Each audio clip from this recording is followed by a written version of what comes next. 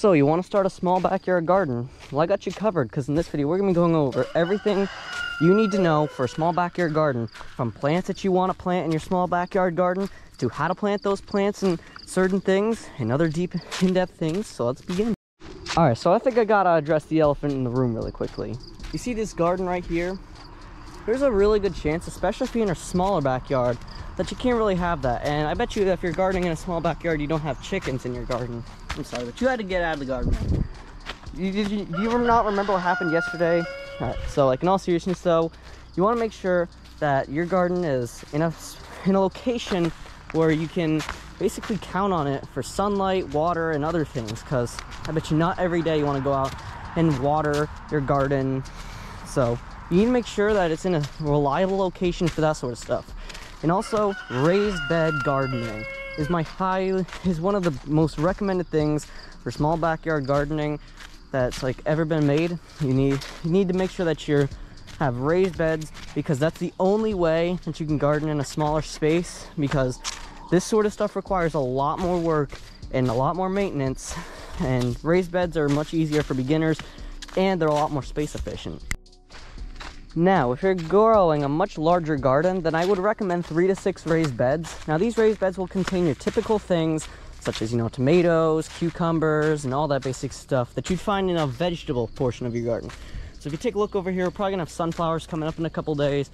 And you see we have broccoli, green beans, some eggplant, tomatoes, peppers, all that sort of stuff. Well, the peppers haven't yet came. But yeah, that's what you wanna find in your vegetable garden. I'll tell you what to include in each little raised bed in a minute, but you want to make sure that all these are set here, because you don't want to be planting stuff like blueberries and strawberries in your main garden, because they attract certain birds that will, once they discover your garden, wipe it all out. So you need to make sure that you're putting them in a separate location parallel to your garden or near it. So that way it's easy to transfer water, but also the little birds won't be able to get their way in, and it's also a bit more space efficient. So this is where repurposing stuff comes in. So if you want to repurpose something, well, you can like repurpose an old bag of dog feed or cat feed, those little bags that they come in, and you could like fill that up with dirt and put that in there. You can literally repurpose some like massive pipes that they put on the storm drains. If you have like that in your backyard, cut a hole through it, attach it to your fence, and then put some dirt in it, and you got yourself a nice region where you can grow strawberries in your garden. And I've seen that happen a lot of times. People repurpose different things for their garden, especially if they want to go space efficient, or they want to grow multiple gardens in their backyard. All right, so if you think the rules that apply to this garden in particular, the garden in our backyard here, doesn't apply to you, well, you're wrong. You need to make sure you're checking your soil and everything else, even if you're planning to put in basic soil, because sometimes they have a shortage and you need to put in your own soil, or sometimes you're just too lazy, or you're making mulch with your soil. So you need to make sure that your soil is really well made for this. You can get it tested if you don't know what all that means, because it's a lot of shenanigans going through all that. Another thing that I would 100% recommend is also checking out your growing zone. Typically, if you're growing a more tropical fruit and you're trying to grow it in a lower growing zone, yeah, I hate to break the news to you, but I really hate to be the bearer of bad news to you, but I don't think it's going to survive unless you have like an ultra hot summer and like that goes on for a while. Then yes, they'll be able to maybe lightly sprout. So you need to check your growing zone. So make sure you're checking all the rules that apply, and you can check out any video on my channel. I'll probably discuss those rules with you directly, but this is a quick tutorial. I'm not going to discuss all those with you. Now, what should I put in these raised beds? I'll tell you exactly what you should put. You should designate, let's just say you're putting 3 raised beds. That's what most people do. You should designate 1 raised bed to plants like tomatoes, the bigger plants. Another raised bed to smaller plants like, peppers,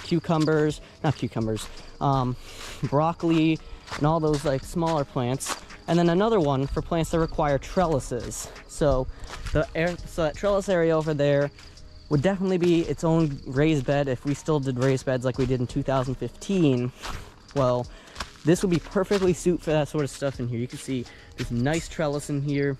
It goes completely in.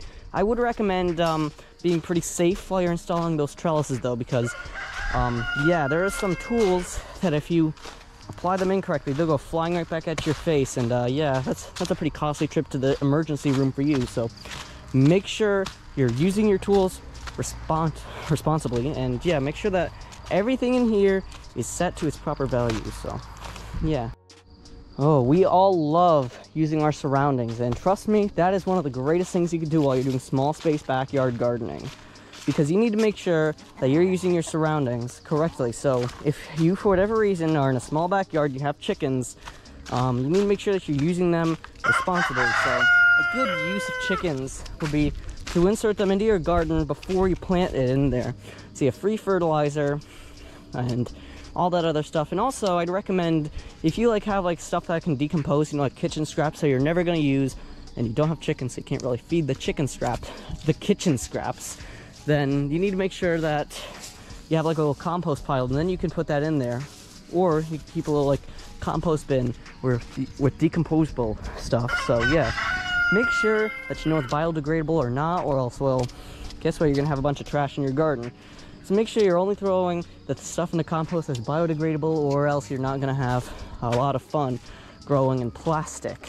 So yeah, that's one of the many tips I could have offered for you. I went over all the basics.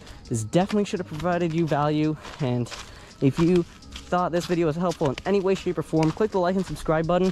Click on a video on the screen as well, because, you know, you gotta make sure you're clicking on one of those videos, man. Do it.